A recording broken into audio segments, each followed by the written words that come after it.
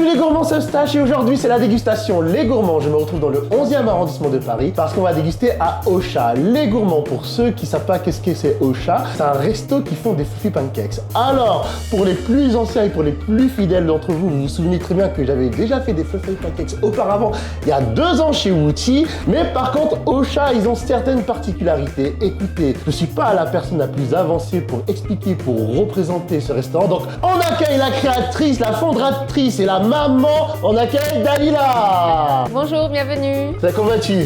Ça va très bien, merci. Ça va. Alors, est-ce que tu peux expliquer en bref les fluffy pancakes? Alors, les fluffy pancakes, c'est des pancakes soufflés japonais. Du coup, ça vient du Japon. Tu parlais de particularités, donc effectivement, on en a plein. C'est des fluffy pancakes qui sont sans gluten. Ils sont aussi sans lactose. J'ai à cœur, en fait, de faire tout maison. Donc, tous les toppings qu'on met dessus, par exemple, celui au spéculoos, celui au Kinder Bueno. J'ai voulu, en fait, avoir ce qu'on a l'habitude de manger, comme le petit chocolat Raffaello, et de le dupliquer dans le fluffy pancake. Et aussi, on fait des fluffy pancakes salés. Là, franchement, les gourmands fluffy pancakes salés, ça, c'est pas connu, c'est complètement inédit. Par contre, c'est un challenge parce que c'est bien de se différencier, mais quand on se différencie, il faut que du coup, le goût, il suit derrière. Vous savez très bien que dans mes dégustations, vous mangez avec vos yeux et moi avec ma bouche, comme d'habitude. Et évidemment, vous connaissez la chanson It's Time to Eat.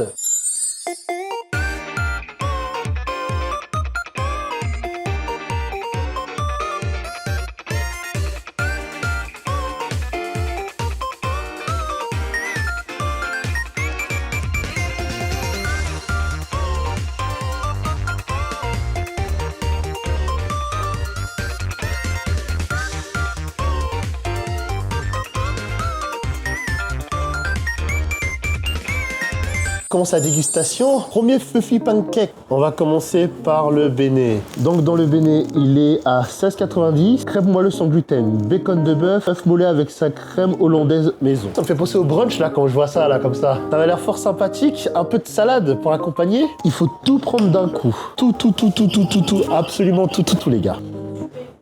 Voilà.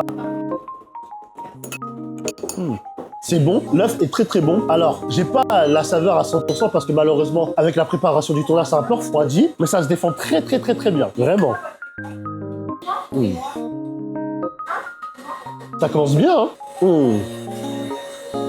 Ah, franchement, il se défend bien. L'œuf, il est bon, le bacon aussi. En plus, dis-toi qu'il est bon alors que ça refroidit. Que le bacon, tu vois, quand il refroidit, tu vois, il devient très dur rapidement. Mais là, pour l'instant, c'est pas gênant. Bon, écoutez, les gourmands, je vais passer au deuxième plat. On passe au deuxième fluffy pancakes et j'ai un peu changé ma coco. Mais que vous voulez, je fais ce que je veux, c'est mes vidéos. Si je veux changer l'angle de la caméra, peu importe. Alors, là, on a Dalila qui est derrière nous, qui va nous expliquer un peu qu'est-ce que c'est ce fluffy pancake. C'est le smoked salmon. Du coup, il y a guacamole qui est fait maison avec du saumon et du concassé de noisettes. D'accord. Il a combien? 15,90 €. En disant en offre, en fait, il y a beaucoup de gens, des fois, ils aiment bien râler pour le prix. Comme je dis tout le temps, il y a une qualité. Et puis, un restaurant, c'est pas un truc qu'on consomme tous les jours. Si ça, un truc 15 balles, vous faites une fois par mois, c'est rien. Il y a plein de gens, ça les dépense pas de dépenser plus d'argent pour des choses qui sont moins bons, déjà en termes de goût, qui sont plus mauvais pour la santé. Moins qualitatif. Exactement. Les dégustations, ça a un peu changé ma perception de la nourriture parce que je me rendais compte qu'avant, j'aimais juste manger un truc dans ma bouche. Aujourd'hui, j'aime découvrir des goûts, découvrir des plats, avoir des saveurs. Donc, s'il faut que j'investisse, il n'y a pas de souci. De toute façon, on meurt pas avec notre thune, hein.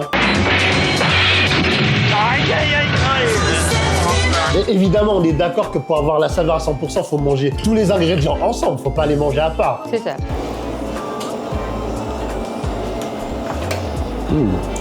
Il est bon, mais je préfère quand même le premier. Le smoked salmon reste un classique. On aime... ça fait référence à l'avocado toast et du coup...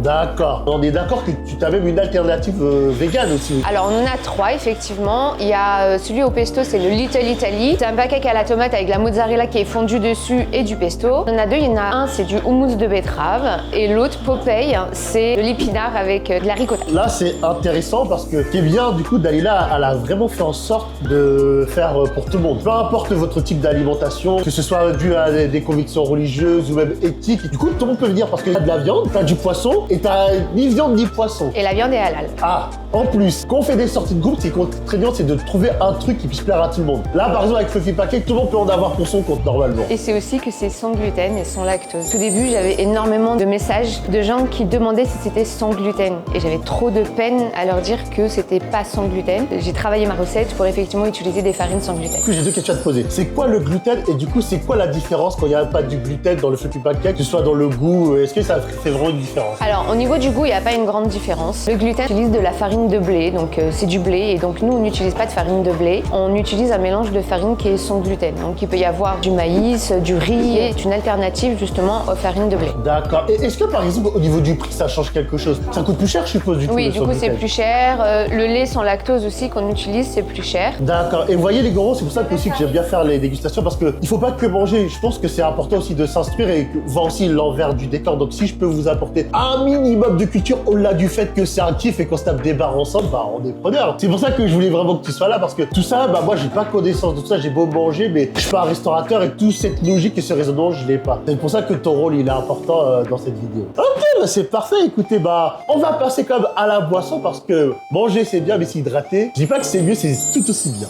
Qui dit dégustation spéciale dit boisson spéciale. Alors c'est un bubble tea pitaya, donc c'est un bubble tea aux fruits du dragon. On utilise dans toutes nos boissons du lait sans lactose aussi. Il y a de l'hibiscus en plus du fruit du dragon qui donne ce côté très gourmand et c'est l'un de nos best-sellers au niveau des boissons. D'accord, il est à combien? 6,90 €. Tu sais que j'ai découvert un truc qui est très marrant, parce que moi, tu vois, j'ai découvert le fruit du dragon avec la canette Fanta fruit du dragon. Je sais pas si tu l'as déjà goûté. Et tu vois, moi, j'avais adoré. Quand je trouvais des choses où il y avait des saveurs fruits du dragon, bah, je l'ai goûté. Mais les gourmands, vous savez que le fruit du dragon, lui, il a pas de goût du tout. Hein. Ouais, il a pas de goût. C'est une dinguerie. Ouais, il a pas trop de goût, il est pas trop prendre. Vraiment, c'est nul. Moi, j'aime pas du tout. Et c'est ce qu'on disait tout à l'heure en off avec Daniela. Il y a des plats où il y a des arômes. Tout seul, vous les aimez pas. Mais quand c'est associé, par exemple, à un gâteau, quand c'est associé à du salé, quand c'est associé à une boisson, ça change vraiment toute la donne. C'est pour ça que des fois, il y a des équations. Des fois, la nourriture, ça se joue à des détails qu'on pense vraiment anecdotiques. Mais en vrai, des fois, c'est ça qui va faire toute la différence.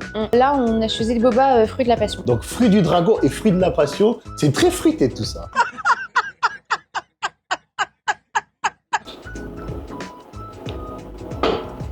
C'est du lait sans lactose, t'as dit, c'est ça? Oui. Avec ce mélange-là, je pense que j'accrocherais pas énormément. Si j'aurais pris un bubble tea sans lait, je pense que j'aurais aimé. Ça aurait fait bizarre peut-être. Tu penses? Pitaya avec du thé vert. Ça aurait fait un mélange peut-être un peu spécial, mais à tester. Je sais pas. Je trouve pas mauvais, mais j'accroche pas de ouf, honnêtement. Après, comme je dis toujours, moi, je suis pas à la sainte parole. Enfin, et je parle que en mon nom à moi. Et je pense qu'elle a dit c'est un best-seller, c'est qu'il y a des gens qui aiment. Évidemment, je garde ma transparence. Et Dalila, elle est hyper sympa parce qu'elle me laisse être honnête. On a droit de dire ce qu'on pense, mais soyez toujours respectueux. Ça, c'est hyper important. On va passer à la partie sucrée de cette dégustation avec un sucré, franchement, qui m'a fait de l'œil, qui m'a fait beaucoup d'œil.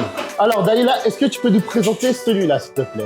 C'est le Coconut Jungle. Ça fait référence au Raffaello. Donc, il y a du chocolat blanc et de la noix de coco. Ah, et il a combien du coup? 8,90 €. J'ai regardé ton Instagram, c'est l'un des trucs numéro 1 qui m'a le plus attiré. Déjà de 1, Raffaello, c'est lourd. Le chocolat blanc de 2, c'est lourd. Le fluffy pancake de 3, c'est lourd. Alors un fluffy pancake avec du chocolat blanc et de la noix de coco, ça peut qu'être une dinguerie logique. Ah bah tu me diras ce que t'en penses. Et encore une fois, faut bien tout, hein.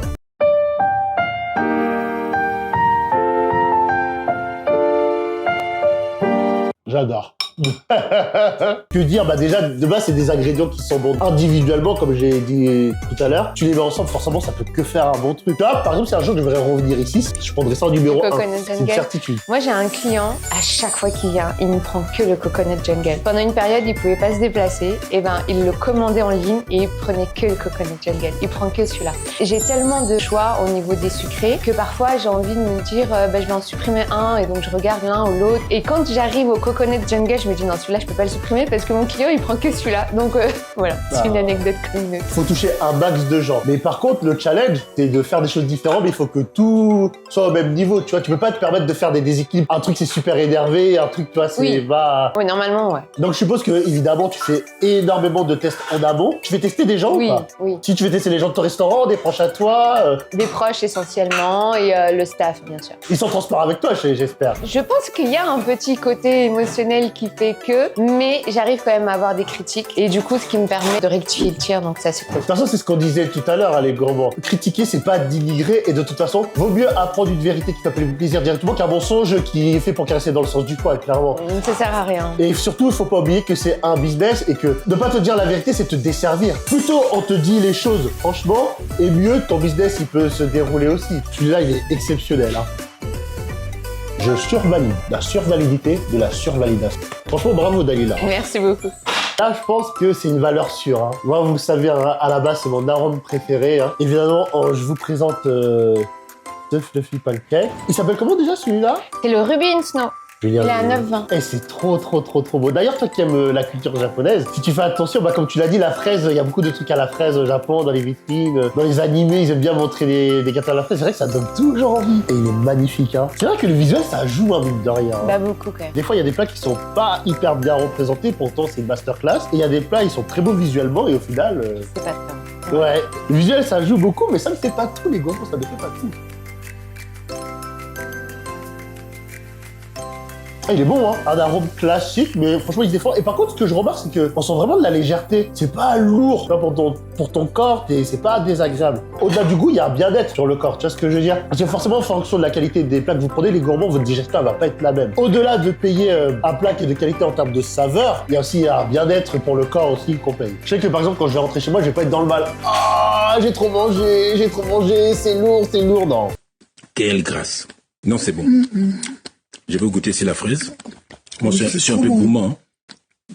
C'est trop bon. Bah, d'autant plus que c'est sans gluten, donc je pense que l'effet sans gluten, il fait aussi au niveau de la légèreté et de la digestion. Même pour ceux qui ne sont pas forcément intolérants au gluten, et ben faut savoir que ça se digère mieux. C'est intéressant. Hein. Non, franchement, waouh, belle découverte hein, quand même. Hein. Je suis très content. Je vous réserve une petite surprise parce que Dalila a plus d'un atout dans sa manche et je pense que vous allez être sacrément surpris.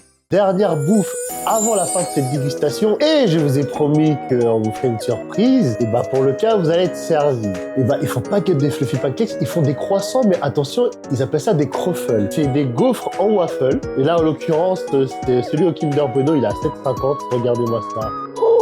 Franchement, j'ai jamais goûté ça de ma vie, on va voir ce que ça vaut. Hein. Oh, en plus, il est chaud. On l'entend là, tu vois, quand on découpe. Toi, ton préféré, c'est lequel du coup dans tous les croffles? C'est le Hazelnut Rain, c'est celui que vous êtes en train de déguster. Ok. Tu préfères celui-là et par rapport aux autres? Parce que vu que c'est une façon Kinder Bueno fait maison, et ben je trouve qu'elle est vraiment bien réussie et moi, c'est mon préféré. Je vais rebondir sur un truc. Vous savez que Ocha avait fait la pâte à tartiner El Borgen, c'est ça? El Morgen, oui. El Borgen, je suis nul en prononciation, c'est une dinguerie. Et du coup, tu me disais que c'était parti comme des petits pains, c'est ça? Ah oui, on s'est fait vraiment dévaliser. En un mois, il y a presque plus rien. Ah ouais. Et c'est là qu'il faut vraiment prendre en compte qu'un restaurant il doit s'adapter au buzz et aussi à tout ce qui marche sur l'instant T. Parce que clairement là ça a été bénéfique pour vous en fait de faire ça. Et on est d'accord que la pâte à tartiner à la base elle n'est pas légalisée en France si j'ai bien suivi, c'est ça? Avant, si. Ouais. Et maintenant, on peut plus la vendre parce que on peut plus en avoir en France. Mais avant, elle était légalisée en France. Depuis peu, je crois qu'elle n'y est plus. Alors ça vaut vraiment le coup sur ton préféré.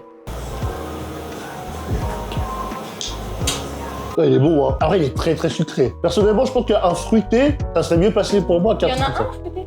J'ai demandé à Dalila, conseiller de faire celui-là. Mais franchement, il se défend très bien. Tout marche très bien. Il n'y a pas d'ingrédients inutiles dedans, ça que j'aime bien par contre. Même les petits trucs qui sont dessus, ils servent au goût. La pâte, elle est nickel, vraiment très sympa. Bon les gourmands, on va passer à la conclusion. Bon les gourmands, on se retrouve pour la conclusion de Ocha et qu'est-ce que j'ai à dire? Bah écoutez, beaucoup de bonnes critiques positives. Alors quand on n'aime pas, faut dire qu'on n'aime pas, mais quand on aime bien, faut aussi dire pourquoi on aime bien. Je tiens à te le dire même devant les gens, je te félicite pour ton parcours. Et je pense que là où t'es exemplaire, c'est que t'es pas du tout dans cette branche-là et t'as encore plus de mérite parce que c'est pas ton domaine de base et t'as réussi à t'adapter à autre chose et à honorer et réussir et t'as réussi à véhiculer tout ce que t'as voulu transmettre, tout ce que t'as voulu faire, t'as réussi de le maîtriser d'une main, te mettre en tout le monde, je te félicite avec le cœur. Merci beaucoup. Bon, c'est bon parce que déjà c'est diversifié et tout ce qu'elle fait, elle arrive à bien le faire. Alors évidemment, il y a des choses que j'aime plus que d'autres, ça c'est comme partout dans tous les restaurants. Il y aura forcément des coups de cœur, il y aura forcément des choses qui vont moins matcher. Ton identité aussi parce que faut pas négliger l'identité visuelle, on comprend ton délire, qu'est-ce qui t'a inspiré, le rose, etc. qui représente bien le Japon. Comme le sakura, en fait. Ouais, voilà, donc on sait exactement, on sait très bien dans quoi on s'en va. Au niveau du point négatif, comme je t'ai dit, bah, c'est la boisson. Mais après, il y a un autre point faible qui est pas vraiment un point faible parce que t'es en train de le combler, c'est la taille du restaurant parce que tu m'as dit que t'es en train d'ouvrir un autre truc à côté, si tu peux donner des informations. Tout à fait, parce qu'en fait, il y a 2 ans de ça, j'ai ouvert avec le local qui est juste à côté, donc qui est le local voisin de là où on est actuellement. Pendant 2 ans, en fait, j'avais cette difficulté justement, c'est que ça soit trop petit pour pouvoir accueillir assez de monde. Depuis à peu près 1 mois, on s'est installé sur ce nouveau local, donc là où on est actuellement. Et à côté, on va faire des places pour accueillir encore plus de monde. Et vous voyez, l'une des grosses forces de Dalila aussi, c'est que c'est une femme qui est hyper humble. Donc du coup, elle sait écouter des critiques et prendre du recul sur elle-même. Et je pense que c'est ce qui t'aide aussi à progresser énormément, parce qu'on va pas se mentir. Quand on investit autant d'énergie aussi dans un restaurant, des fois, je pense que des fois, quand tu reçois une petite critique, ça peut toucher l'ego, hein, faut pas se mentir. Parfois, on a une critique facile, c'est-à-dire qui est pas trop fondée. Et quand derrière nous, on sait tout ce qui se passe, comment on travaille en amont, on se dit mais c'est pas possible de pouvoir justement critiquer autant. C'est pas possible dans le sens où on se rend pas compte de tout le travail qu'il peut y avoir derrière. Parce que non seulement j'ai vraiment à cœur de faire plaisir, parce que ça fait partie de moi et de ma personnalité, de faire kiffer mon entourage tout simplement. Et du coup, moi, de faire plaisir à un maximum de monde. C'est pour ça que j'essaye de proposer énormément de choses, que ça aille à un maximum de monde et tout. Ça fait partie vraiment de mon but. Que ce soit du fait maison, mais aussi tout le travail qu'il y a en amont. Et des fois, avoir des critiques qui ne sont pas trop fondées, c'est là où on se dit non mais on peut pas se rendre compte de tout ce qu'il y a. Ah putain, tu vois, ça me touche ce que tu dis, parce que en fait, moi je connais la même chose pour YouTube. Parce que les gens ils pensent que je viens, je mange, et de toute façon t'es témoin, t'as vu comment le tournage il se passait, t'as les plans, ça les gourmands comme je vous dis, au-delà du critique, va manquer de respect à tout l'investissement qu'il y a derrière, parce que vous voyez que le résultat mais vous voyez pas tout le processus qu'il y a en amont. Donc encore une fois, merci à toi, il y a merci à Talia et à Walid. Et évidemment, comme d'habitude, vous savez très bien que ma démarche, je suis dans une démarche de solidarité, donc je mettrai en description le Insta et le TikTok de Ocha. Et évidemment les gourmands, si vous avez kiffé cette vidéo, n'oubliez pas de liker, de commenter, de partager, de vous abonner. Évidemment, on va finir avec les gourmands pour remercier tout le personnel de Ocha et leur donner de la force. Et si t'es fier d'être un gourmand, tape sur ton ventre. Si t'es fier d'être un gourmand, tape sur ton ventre. Si t'es fier d'être un gourmand, si t'es fier d'être un gourmand, si t'es fier d'être un gourmand, tape sur ton ventre. Encore merci à vous et on se dit à une prochaine vidéo, parce que je ne mange pas pour vivre, je vis pour manger.